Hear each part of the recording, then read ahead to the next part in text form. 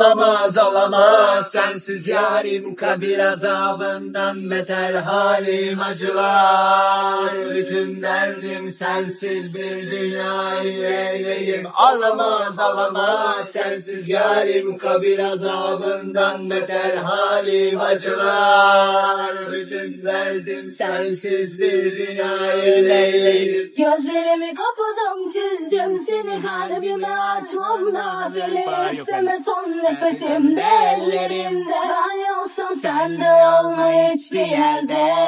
Sadece benim ol, hayata döndür yine beni, aç kapılarını zorlama. Dünyamda dönmez ki bensiz, bilirim soluk almaz senin için çok zor. Bu yolda söz verdik, pes etmek yakışmaz aşkımıza. İsteme hadi al.